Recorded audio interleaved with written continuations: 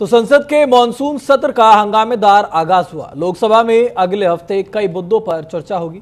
Operation सिंदूर पर लोकसभा में ये चर्चा होगी।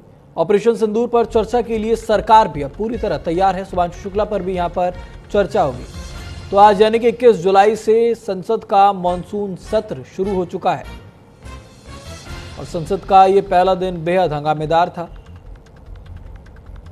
तो ऑपरेशन सिंदूर को लेकर विपक्ष भी लगातार सरकार पर हमलावर था और ऐसे में अब सरकार पूरी तरह से ऑपरेशन सिंदूर पर चर्चा के लिए तैयार है। आपको बता दें, ऑल पार्टी मीटिंग कल बुलाई गई थी, जिसके तहत यहां पर तमाम विधेयकों को लेकर और संसद का ये मानसून सत्र सुचारू रूप से कैसे चल सके इसको लेकर के भी वहां पर तमाम चर्चाएं हुई थी और ऐसे में अब लोकसभा में अगले हफ्ते कई मुद्दों पर चर्चा होगी।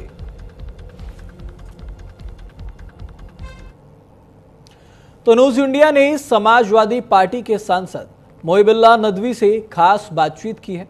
उन्होंने कांवड़ यात्रा का जिक्र करते हुए बीजेपी पर धर्म की राजनीति करने का आरोप लगाया।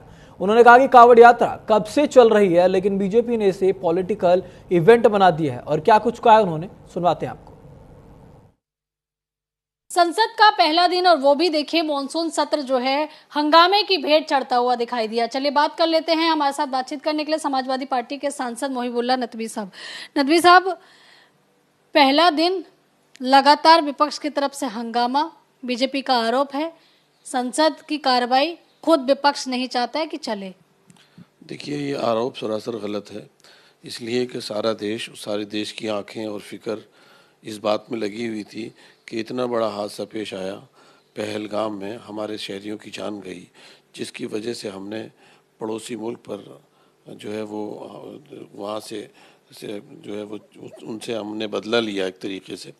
और हमारी सेना बड़ी बहादुरी से अंदर घुसी, जिससे आक्रोश था, गुस्सा था कि हमारे मासूम शहरियों की जानें क्यों गई हैं।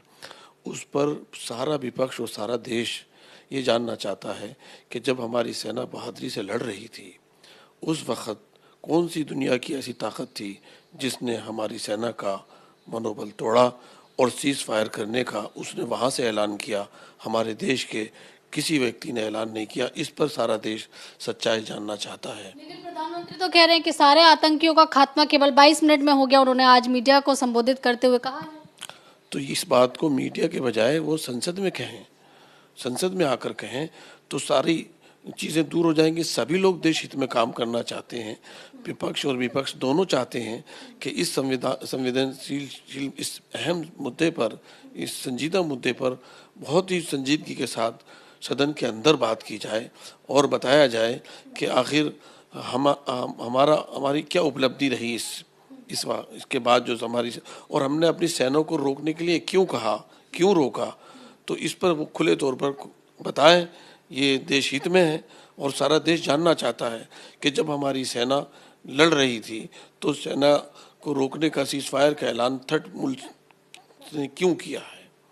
इस बात का जवाब स्वयं वज़ीर आज़म साहब खुद दें या जो है वो जनता में आकर जनता को वो दें, या जनता ने चुना है सदन को, सदन सारे पक्ष और विपक्ष के सारे रिप्रेजेंटेटिव जो हैं चुने हुए वहाँ मौजूद हैं। इसीलिए होते हैं कि जो बात मुल्क के संवेदनशील मसले से जुड़ी होती है उसे आम तौर पर चर्चा के लिए आवाम में, पब्लिक में नहीं कहा जा सकता, लेकिन सदन के अंदर कहा जा सकता है, बताया जा सकता है, सदन की कमेटियों को बताया जा सकता है। आखिर कौन सी ऐसी मजबूरी और परेशानी है कि प्राइम मिनिस्टर साहब सदन में आकर उस पर बात क्यों नहीं कर रहे।